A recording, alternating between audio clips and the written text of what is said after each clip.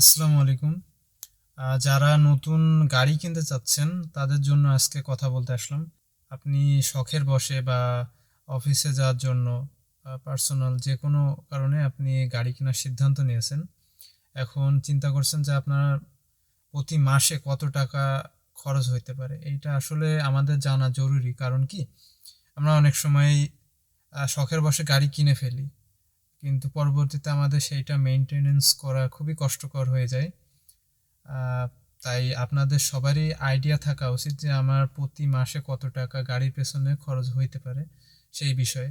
কিছু খরচ আছে যে আপনি করলে হবে, না হলে হবে না। আর কিছু খরচ আছে যে আপনার প্রতি মাসেই এই টাকাটা আলাদা করে রাখতে হবে। যেমন আপনার প্রতি বছর যে গাড়ির কাগজপাতির জন্য টাকা দিতে হয়, সেইটার জন্য আপনার টাকা প্রতি মাসে রেখে দিতে হবে। যেমন 1500 সিসির একটা গাড়ির জন্য যদি আপনি আহ, প্রতি বছর কাগজপাতি রিনিউ করতে যান, সেই ক্ষেত্রে 30 থেকে 32 হাজার টাকার মতন খরচ পড়ে।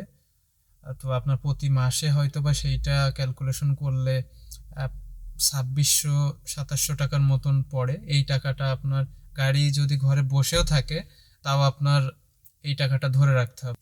25, 26, 2700 টাকা আপনার প্রতি মাসে খরচ আছে। তেলের পিছনে প্রতি মাসে আপনার 4-5 হাজার টাকার মতন গেল। আপনি কতটুকু রাস্তা চালান, এটা আপনাকে নিজে ক্যালকুলেশন করে নিতে হবে যে আমি প্রতি মাসে এত টাকার ভিতরে বা এতটুকু রাস্তা আমি চালাই।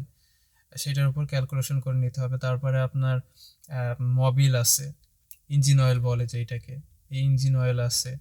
তারপরে টুকটাক কিছু কাজ গাড়িতে থাকেই প্রতি মাসে। এখানে আপনার ধরে রাখতে হবে 2-4 হাজার টাকা এমনি খরচ থাকে। আপনার প্রতি মাসে গাড়ির পিছনে 8 থেকে 10 হাজার টাকার মতন একটা খরচ থাকেই। এটা সবারই। যদি বসেও থাকে তাও আপনার প্রায় 3 হাজার টাকার মতন যাবে। আর ইঞ্জিন অয়েল ভরার 6 মাসের ভিতরে যদি আপনি, দেখা যাচ্ছে একটা ইঞ্জিন অয়েল ফুল সিনথেটিক আমার গাড়িতে 4000 থেকে 5000 কিলো চালানো যায়। তো আপনি যদি না, আমি যদি এখন এই গাড়িটা বসায় রাখি, যদি 6 মাস যদি নাও চালাই, তো 4000 বা 5000 কিলো আমার গাড়ির ইঞ্জিন অয়েল, মানে গাড়ি চলার দরকার নেই। তখন আমার 6 মাস পরে ইঞ্জিন অয়েলটা চেঞ্জ করতে হবে। তো এই জিনিসটাও আপনাদের মাথায় রাখতে হবে যে অন্ততপক্ষে গাড়ি যদি আপনার আহ, ওই পরিমাণ কিলো নাও চলে, তাহলেও আপনার 6 মাসে অন্ততপক্ষে একবার ইঞ্জিন অয়েল চেঞ্জ করতে হবে। তা ইঞ্জিন অয়েলের দাম বিভিন্ন ধরনের হয়ে আছে, 5 থেকে 7 হাজার টাকার ভিতরেই। আমাদের বাংলাদেশে অনেক মোবিল কোম্পানি আছে, তারা ইঞ্জিন অয়েল কোম্পানি, তাদের ইঞ্জিন অয়েলগুলো আপনারা ব্যবহার করতে পারেন। গাড়ি থাকলে খরচ টুকটাক হবেই। আপনি ধরে রাখতে পারেন যে 8 থেকে 10 হাজার টাকা আপনার প্রতি মাসে খরচ আছে। এইটুকু যদি আপনি প্রতি মাসে খরচ করতে পারেন, সেই ক্ষেত্রে আপনি গাড়ি কেনার চিন্তা ভাবনা করতে পারেন। আর গাড়ি কেনার সময় আমরা কি করি, অনেক সময় যে আমাদের একটা গাড়ি কেনা বাজেট হচ্ছে 10 লাখ টাকা।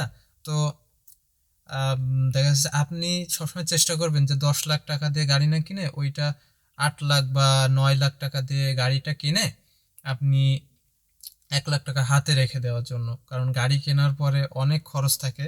যেমন আপনার সব ফ্লুইডগুলো চেঞ্জ করতে হইতে পারে, হবে। আর ব্রেক প্যাড, তারপরে সাসপেনশন, এইগুলা টুকটাক কাজ থাকে। 1-1.5 লাখ টাকা খরচ করলে গাড়িটা মোটামুটি নিজের মতন করে আপনি করে নিতে পারবেন।